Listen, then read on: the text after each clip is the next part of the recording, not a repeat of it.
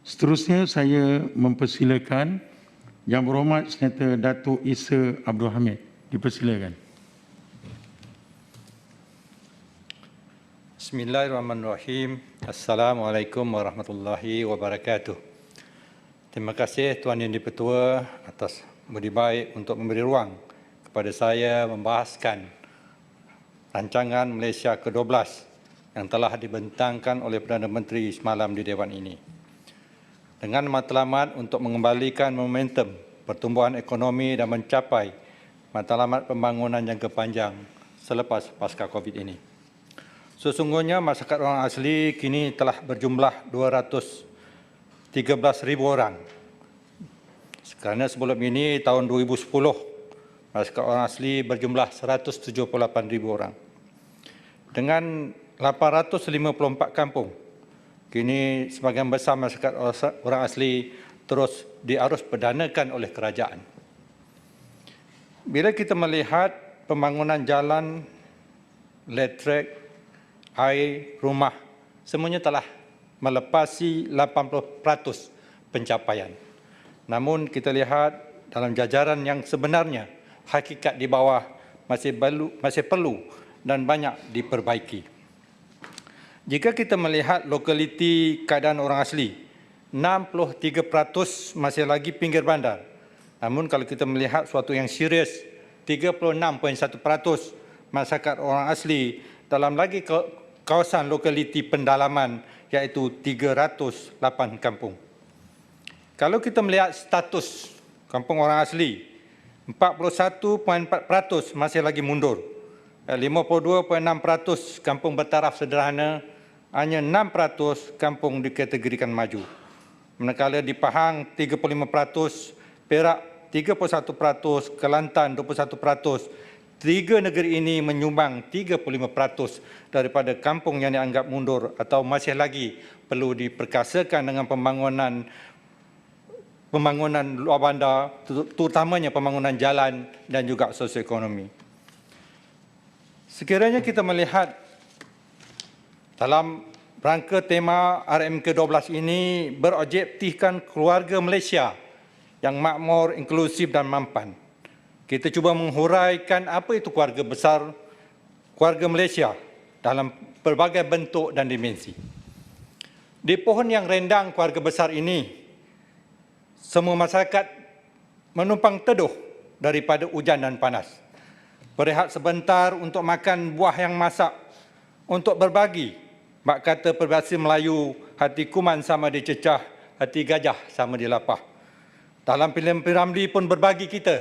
Satu untuk engkau, satu untuk aku. Begitulah akhirnya. Dalam kita keluarga besar ini, tentulah kita makan sedulang. Tentulah ada sop tulang. Kita tak maulah kelompok minoriti orang asli, orang Siam, OKU, betul-betul makan sop yang bertulang. Bukanlah sop yang ditulangkan. Kerana saya berkongsi pengalaman, saya telah pergi Pantai Timur sehingga satu RNR di Terengganu. Ya, saya pun order sup tulang yang Tuan Yang Pertua. Bila sampai dengan mangkuk yang besar, tulangnya sangat banyak. Sehingga berkata, "Dek, mari kejap." Saya pun panggil tukang jual itu. Ini betul-betul sup tulang, ya, langsung tak diisi. Tulang semata-mata. Maka inilah yang saya kiaskan. Bila makan sup tulang, adalah isinya 20%, 30%. Janganlah tulang semata-mata. Jika kita melihat keluarga besar ini, harus kita sama menjaga hati. Bukan menanam tebu di tepi bibir. Bukan kita menjaga hati di mata, tapi jagalah hati di hati. Kerana kadang-kadang tercupar bahasa kita. Peribahasa yang keluar, menghina orang asli dengan perkataan sakai, jakun, atau menghina dengan orang India perkataan keling, dan begitulah dengan kaum OKU atau Siam dan sebagainya. Maka ini kadang-kadang bangsa kita hilang adab, agama kita hilang akhlak. Maka itu dalam konteks hari ini, Jaguar dipertanggungjawabkan untuk membangunkan orang asli. Maka semalam pun saya telah menyentuh dan bercakap kepada Yang Amat Berhormat Perdana Menteri supaya melihat Jaguar ini perlu diperkasakan. Kita lihat infrastruktur yang masih lemah dan kurang. kadar kececeran yang masih tinggi, bantuan pendidikan yang masih rendah, program ekonomi yang masih belum berjaya, program ekonomi yang belum lagi menjejah 4 angka, bukan 5 angka, Tuan Yang Dipertua. Maka ini kemiskinan orang asli masih lagi diparas yang amat serius. Dan pada 2019, kadar kemiskinan orang asli 33.6%. Kita sedar hakikat antara syariat dan hakikat yang mana lebih utama. Antara bentuk dan makna, mana yang perlu kita lihat. Maka itu kita nak melihat bangsa, nak melihat mana-mana kaum perlu diubah, tentulah pada pendidikannya. Kini kita dalam COVID, melihat bagaimana nak memutus rangkaian jangkitan COVID. Tentulah kita membuat SOP COVID ataupun pemula penjarakan pemakaian pelitup muka dan membasuh tangan. Namun kita lupa bagaimana nak membasmi rantaian kemiskinan pada bangsa kita, pada kaum kita, pada masyarakat B40, pada masyarakat kita M40.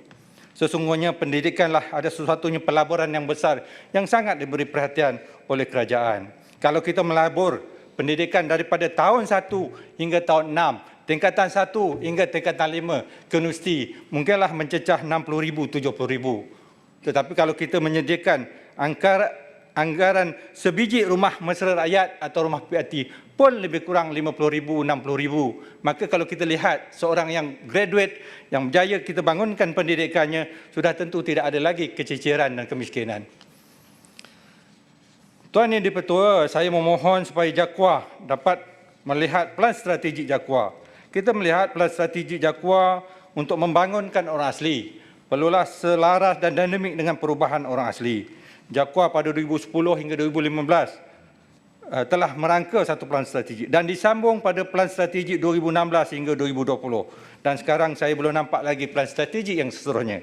Namun apa yang saya harap supaya dapat dilihat kajian impak, keberkesanan dan juga baik buruk ataupun perkara yang perlu dilihat pandang supaya tidak perkara yang dilakukan berulang-ulang. Bak kata Albert Einstein, hanya orang gila yang melakukan usaha yang sama mengharapkan hasil yang berbeza. Saya melihat juga pelan pembangunan orang asli, Konvensyen Orang Asli 2019 Putrajaya. Namun pelan ini bila bertukarnya kerajaan, dia tenggelam mengikut pelan. Maka itu kita, bagi saya masyarakat orang asli, tak kisahlah pelan apa, jangan pelan-pelan. Apa yang kita lihat, pelan ini menjadi mangsa politik. Ya, tak kisahlah dijenamakan apa pun dengan kerajaan hari ini. Maka biarlah pelan itu memberi makna kepada kelangsungan masyarakat orang asli. Begitu juga saya mohon supaya kerajaan hari melihat inkuari Suhakam.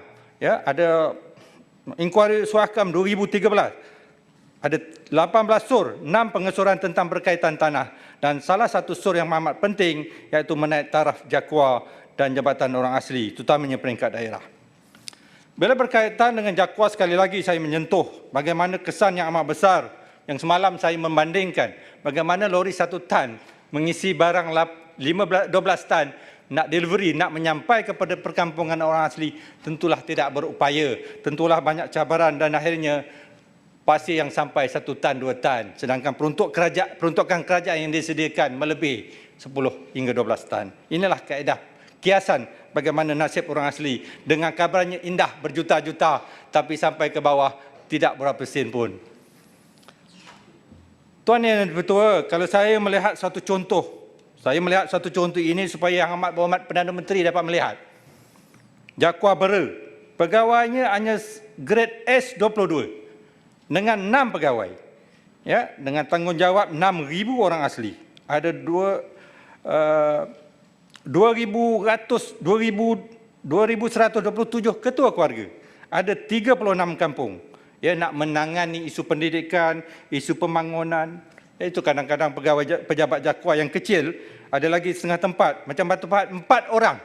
Ya, kampung pun ada dekat 16 kampung. Maka ini bila kita lihat cabaran-cabaran, ya, bila ketua pegawai daerah pergi mesyuarat di PTD ataupun pejabat pendidik, daerah, seorang lagi pergi masuk kampung, seorang lagi pergi urusan mesyuarat di Kuala Lumpur, seorang lagi pergi mesyuarat urusan di negeri, akhirnya pejabat kosong. Inilah yang dikesarkan oleh masyarakat orang asli apabila kita melihat cabaran ini. Maka itu bila kita lihat, saya mohon SPA, JPA, tolonglah bantu untuk menaik taraf Jabatan Orang Asli. Kalau kita lihat sekarang ini, Jabatan Orang Asli, stafnya ada 952 orang. Ya, kalau lihat hanya 12% orang asli di peringkat sokongan. Dan 16% orang asli hanya yang bekerja di Jakwa. Namun kalau kita lihat kekosongannya, ada 130 orang jawatan kosong yang tidak diisi oleh JPA. Dan maka itulah saya berharap sekiranya JPA dapat memberi ruang, JPA dan SPA dapat memberi ruang kepada mahasiswa orang asli, dapat diambil satu program pengambilan khas untuk diletakkan di Jabatan Orang Asli atau mana-mana jabatan yang berkepentingan dengan orang asli dan juga kementerian. Contohnya kalau kita melihat Jabatan Pendaftaran Orang Asli, Jabatan Pendaftaran Negara memerlukan pegawai orang asli. Ya, terutamanya negeri-negeri yang besar, Kelantan. Mungkin pegawai-pegawai perlu bahasa Semai, perlu bahasa Temia untuk mendekati komuniti orang asli yang merupakan majoriti di negeri tersebut. Seperkara yang saya lihat dalam RMK 12 ini ialah suatu cetusan garapan supaya melihat sistem penyampaian kepada komuniti itu merentasi kementerian dan agensi. Kerap kali kita berbunyi terdengar hal-hal orang asli, semuanya diletak di bawah Jakwa. Ketidakupayaan Jakwa, sebuah jabatan yang kecil, ya, dengan grade pegawai yang rendah, memikul beban yang sangat besar. Ya, dan kadang-kadang OT tidak cukup dibayar, TNT tidak cukup dibayar, namun mereka terus bekerja, terus menjadikan itu suatu sumbangan ibadah mereka kepada komuniti orang asli. Kita berharap Jabatan Perikanan boleh menyediakan bantuan enjin dan bot. Jabatan Veterina boleh menyediakan lembu, kambing, ayam untuk komuniti orang asli.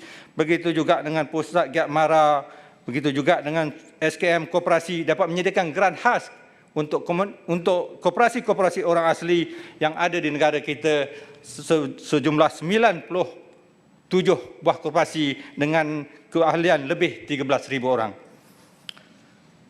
Tuan Yang Dipertua, saya terus merancangkan perbahasan RMK 12 ini dengan melihat fokus pertama merancangkan pertumbuhan ekonomi. Sesungguhnya apa yang dikatakan oleh Yang Amat Perdana Menteri, dua perkara penting yang perlu difokuskan kepada masyarakat orang asli iaitu jalan, pembangunan infra. Yang kedua ialah pendidikan. Dalam jalan ini suatu yang perkara mesti dilihat oleh kerajaan, bukanlah suatu kos yang misi besar kepada komuniti orang asli, tetapi suatu nilai yang praktikal. Dalam perbahasan yang lalu, saya telah meminta kerajaan membuat pembangunan jalan kasaran, Batu Kerikil. Jalan-jalan yang jauh di pendalaman Kelantan, Perak dan juga Pahang perlulah dibuat jalan kasaran ataupun kerikil dengan izin Tuan Yang Dipertua, supaya jalan-jalan ini lebih mantap dan kukuh. Tidak perlu kita membelanjakan berpuluh juta dengan jalan yang tidak betul-betul keras, yang jalan-jalan masih tak cukup saliran, menyebabkan peruntukan yang berpuluh juta, setahun dua jalan dah pecah, dah rosak. Yang ini juga akan menyebabkan kerugian kepada kerajaan. Dalam bercerita tentang jalan, saya mengaitkan orang asli bukan lagi perlu kita beri ikan. Orang asli bukan lagi perlu kita beri bako makanan berterusan. Orang asli hari ini sudah bijak berfikir, sudah mampu membuat keputusan dan keupayaan diri. Kita mesti memberi ruang pengupayaan dan keupayaan kepada orang asli. Contoh saya memberi, sekiranya kita membangunkan sebuah jalan yang nilainya 20 juta, 30 juta untuk 20 km, 30 km yang dengan kos hari ini.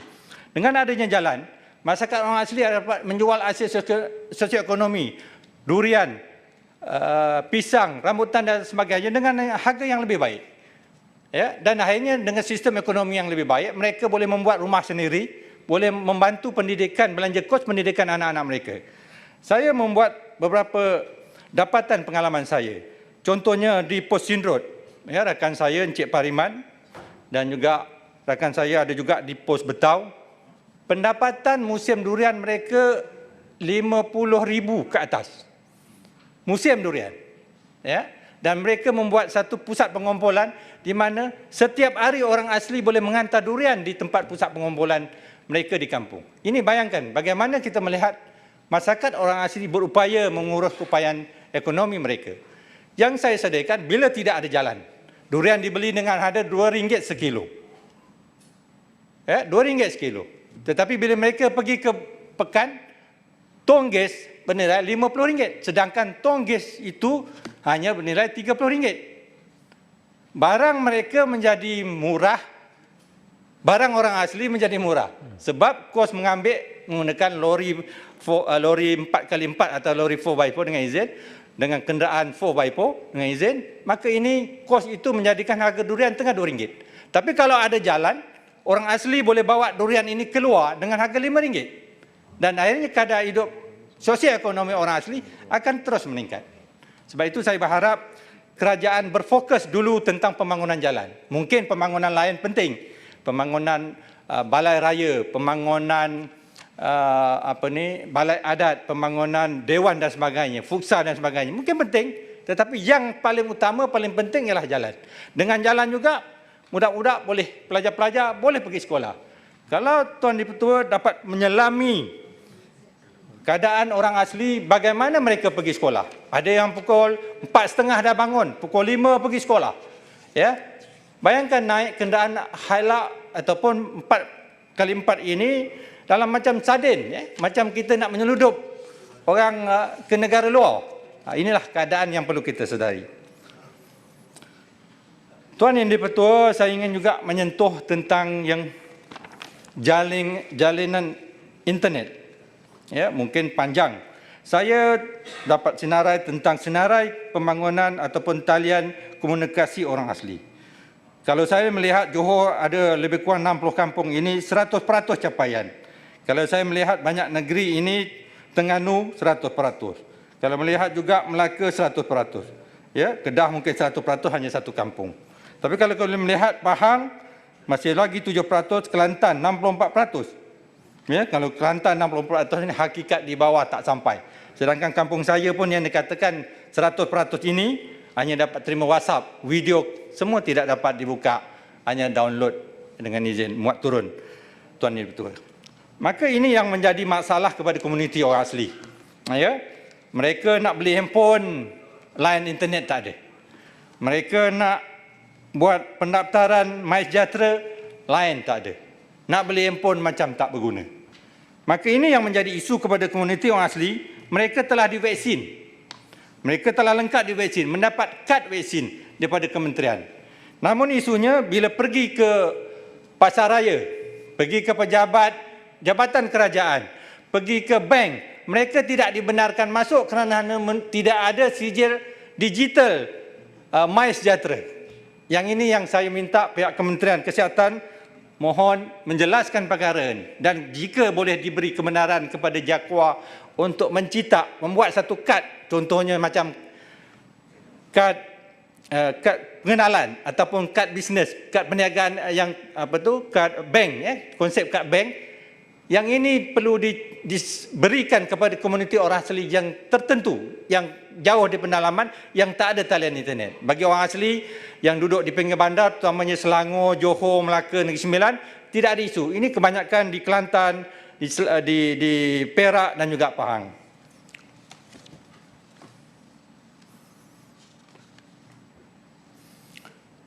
Tuan Yang Dipertua, saya ingin juga membahas isu meningkatkan kesejahteraan keluarga orang asli. Kita melihat bahawa saya mohon kerajaan melihat kepada orang asli dalam konteks yang lebih mendalam, dalam pendekatan yang lebih inklusif. Sebab kita ada masyarakat orang asli yang masih jauh tertinggal dalam kelompok mundur, miskin dan daif. Ada juga orang asli yang dikatakan yang telah sedikit maju ke depan. Ini pun yang kerajaan hasratkan supaya orang asli boleh berupaya sendiri dalam membina rumah, membina keupayaan dan penghidupan. Kita melihat masyarakat Felda juga sekarang ini berdepan isu generasi kedua dan ketiga. Isu pembangunan tanah yang terhad, tapak rumah yang terhad. Ini juga menghantui juga masyarakat orang asli generasi kedua dan ketiga. Saya memohon kepada JAKWA sekiranya ada perancangan dan perlu membuat perancangan supaya ada skim pembangunan atau skim perumahan khas orang asli untuk generasi kedua dan ketiga. Kita melihat kampung-kampung yang besar di RPS, di pos-pos dan sebagainya, perlunya membuat grant tanah lot individu, pemberi milikan tanah lot individu, supaya orang asli yang telah bekerja kerajaan, cikgu, yang telah bekerja swasta, yang ada pendapatan, boleh membina rumah mesra rakyat, boleh membina rumah skim khas orang asli ini. Dengan ini kerajaan tidak terbeban dengan membuat rumah PPRT untuk kepada komuniti orang asli. Kalau kita lihat generasi orang asli kaum Kuala, kaum Seletar yang duduk di pinggir bandar, kaum temuan yang banyak di Selangor dan juga di Melaka dan juga Negeri Sembilan. Mereka ini sudah diempit oleh pembangunan bandar, maka mereka perlu lot-lot tanah untuk membina rumah untuk generasi kedua dan ketiga.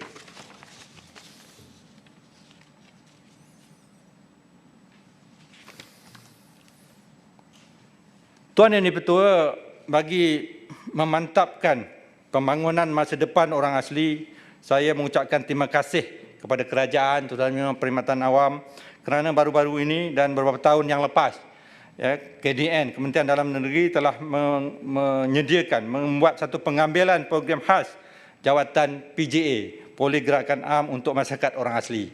Begitu juga dengan PDRM yang telah membuat pengambilan khas bagi jawatan Polis Arus Perdana.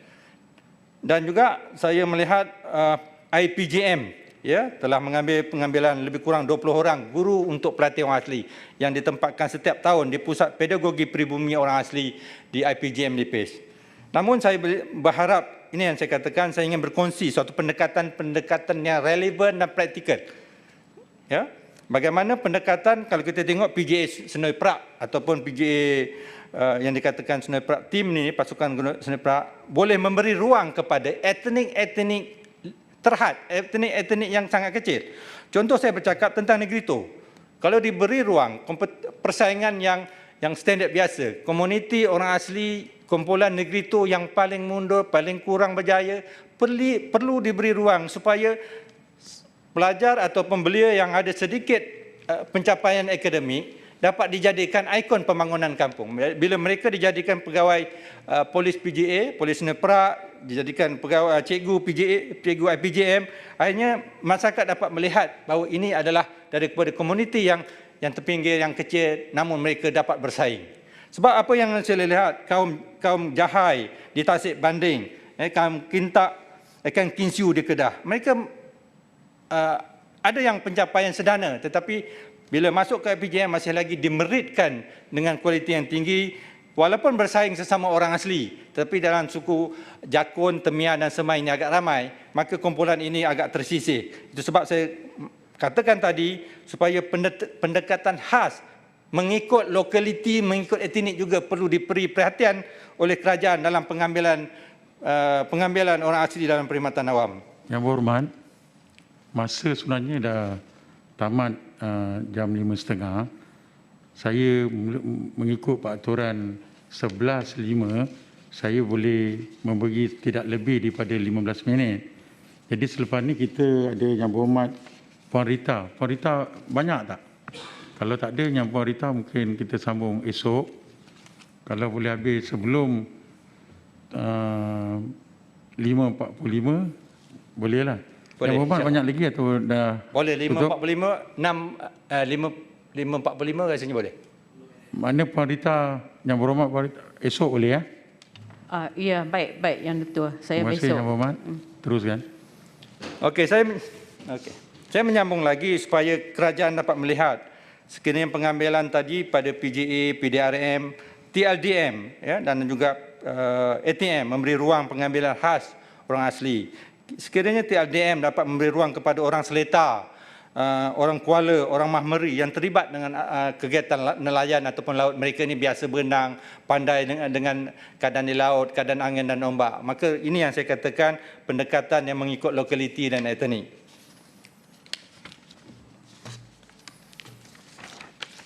Tuan Yang Di-Pertua, perkara penting yang saya ingin sentuhkan yang tadi ialah tentang infra, dan saya bercakap pula tentang pendidikan. Sesungguhnya yang saya nyatakan tadi bahawa pendidikan adalah strategi utama untuk memutus rantaian kemiskinan, sama ada kaum Melayu, Cina dan India, termasuk juga orang asli.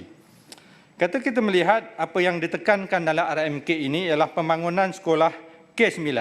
Saya jelaskan sikit dalam Dewan ini, K9 apa dia?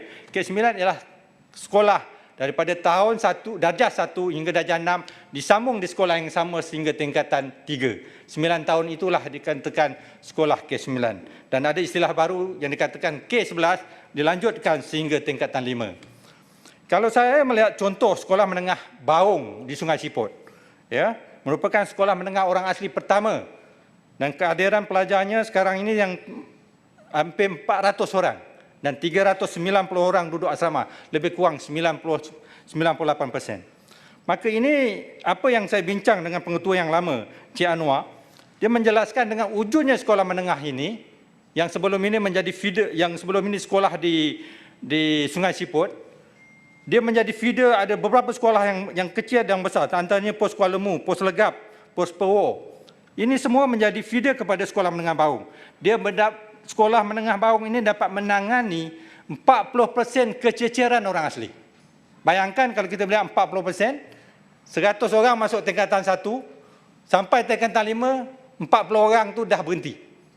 Dan akhirnya dengan wujudnya sekolah menengah ini yang dikatakan K11, akhirnya dapat menyelamatkan sebahagian besar pelajar-pelajar yang dapat tamat pelajaran sehingga tingkatan 5.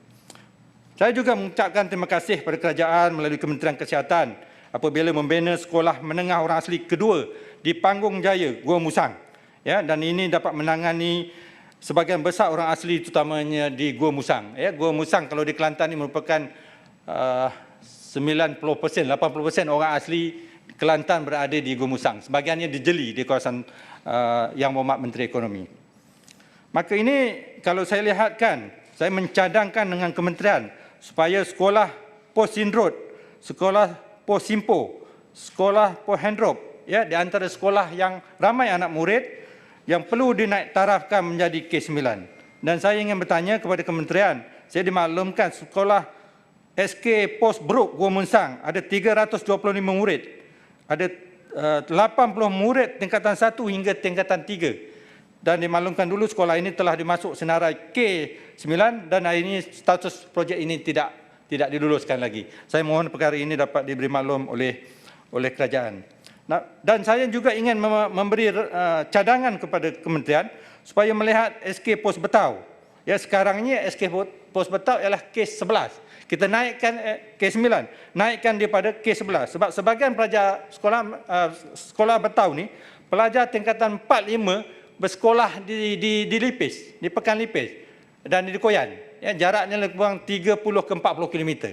Ya, maka agak jauh untuk pergi sekolah menengah, maka dicadangkan sekolah Pos Betau yang K9 dinaikkan kepada K11, begitu juga SK Pos Kemar yang hanya menggunakan jalan air. Ya, kalau jalan darat mungkin lebih 3-4 jam, maka ini kita cadangkan juga menjadi K11. Begitu juga dengan SK Runcang. SK Runcang ni kalau dapat kita naikkan terus sebab dia mempunyai penduduk yang hampir 2,000 orang. Begitu juga saya melihat sekolah SK Kedaik. Nak pergi ke sekolah Muazzam, sekolah menengah, 30 km. Dan sebahagian pelajar terpaksa duduk asrama dan asrama keadaan yang tak cukup dan tak muat menjadikan kadang-kadang pelajar tidak mahu tinggal asrama dan mereka akhirnya kececeran. Bagi meningkatkan kualiti pelajar orang asli, saya ingin memberi sedikit perkongsian hakikat. Hakikat bantuan pendidikan. Orang selalu berkata untung menjadi pelajar orang asli. Mereka dapat baju, dapat sekolah, Jakuah bagi. Alat tulis, buku ditanggung. Tapi kalau saya berkongsi secara hakikatnya, pelajar orang asli sekolah rendah hanya mendapat bantuan alat tulis dan buku RM80 setahun. Bayangkan sebulan berapa? Untuk sekolah menengah, RM120. RM120 ini dibeli barang di koperasi sekolah, tai untuk sekolah, baju sukan sekolah, seluar sukan sekolah, mungkin sedikit buku-buku dan alat tulis. Lainnya dah tidak boleh dibeli. Betul, belum lagi syarat beli buku lukisan, alat warna, kalkulator dan sebagainya. Menjadikan kadang-kadang belanja ini sangat tidak cukup. Terutamanya yang B40. Saya tidak persoalkan yang dah mampu, dah berjaya. Tapi yang sebahagian besar komuniti orang asli masih terjejas dalam perkara ini. Kalau kita lihat bantuan beasiswa kecil persekutuan, setiap pelajar dapat RM70 sebulan. Bis swasta Dato' On RM60 sebulan, ada 7,800. Ya, kalau tengok allowance keperluan khas, alhamdulillah YB kawan kita YB Ras RM150 sebulan. Kalau tengok Yayasan Pahang RM300 setahun. Saya kata tadi, bila kita lihat orang asli hanya RM120 setahun, maka keadaan ini sangatlah jauh. Maka itu, saya ada lagi 3 minit. Kalau saya lihat jam sana lah, 3.45.